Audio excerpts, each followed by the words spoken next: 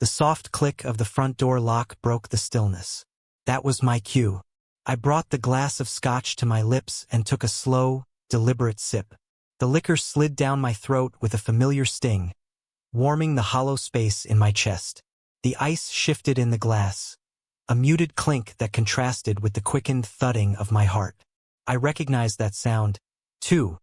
The rhythmic echo of high heels on polished wood floors. The sound of someone trying to pretend nothing was wrong, trying to act like the day hadn't been built on lies. She was wearing something different tonight. I could tell by the way she moved, too smooth, too self-aware. Silk whispered over her skin as she entered the room, wrapped in red lace that clung to her frame like a promise. Her eyes locked onto mine for a second, then dropped to the coffee table, where a carefully organized stack of papers lay under the warm light of the lamp. Receipts. Her smile, once meant to dazzle, faded. Her hand went to her throat, a fragile, trembling gesture. I saw the color drain from her face. She knew. Her voice cracked as she barely managed. "What is all this?" I swirled the ice in my glass, the sound cold and sharp. "Proof," I said, voice flat. "Proof of everything you've been hiding." The receipts told the whole story. Nights at hotels, expensive dinners, gifts that didn't come from me. A year of betrayal recorded and laid bare. Even the crimson lingerie she now wore had its price tag in that pile. "John, please. I can explain," she said, her voice raw, all her false confidence stripped away. I'd seen that vulnerability once, back when we were real, before deceit became her second language. "Explain what, Phoebe?" I asked, meeting her gaze fully for the first time. "How you managed to turn love into a lie." Tears shimmered in her eyes, but I remained unmoved. I didn't believe them anymore. "It just happened," she said weakly, her voice cracking. "It didn't mean anything." A bitter laugh escaped me. "A full year of sneaking around. That means nothing to you." She opened her mouth to speak again, but I raised a hand to stop her. "Don't." I stood up slowly, walked over to the window, and looked out at the glowing city. Then I said, "He's on his way." Her head shot up. "Ethan?" she asked, her voice trembling. "Yes," I said simply. "I invited him." The doorbell rang, and her face turned ashen. I walked to the door and opened it. Ethan stood there awkwardly, holding a half-wilted bouquet, smiling like a fool who didn't realize he was already the punchline. "John," he said, trying to sound casual, eyes darting past me. "Come in," I replied coolly. "Phoebe has something she needs to share." He hesitated, then stepped inside. Phoebe stood motionless, caught like a deer in headlights. "Go on," I urged her.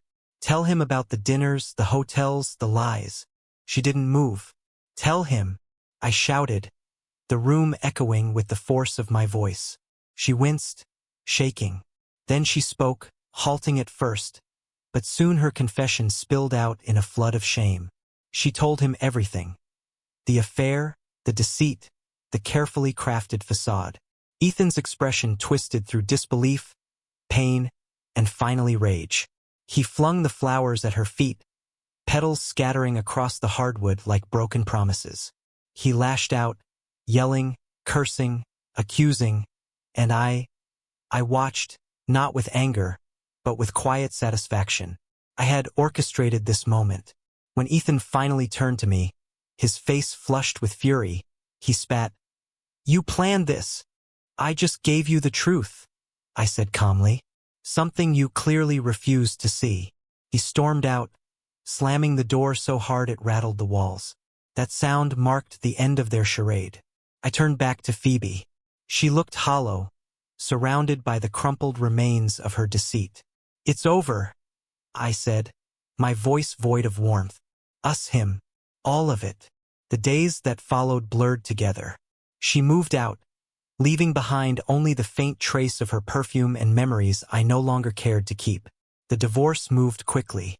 No dramatic scenes, no last pleas for forgiveness, just cold signatures on cold paper.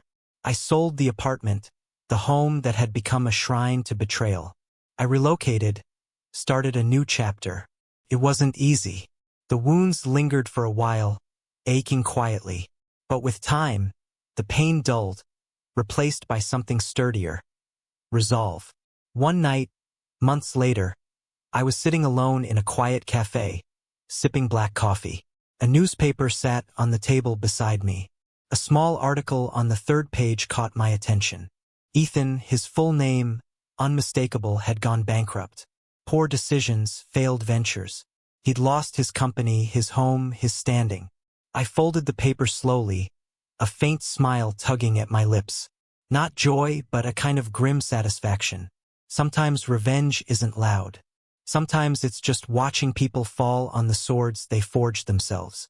I finished my drink, paid the bill, and stepped out into the cool night. The city lights glimmered, no longer tainted by old pain. And as I walked forward, I felt it at last. Peace. The future stretched ahead, unknown but unburdened.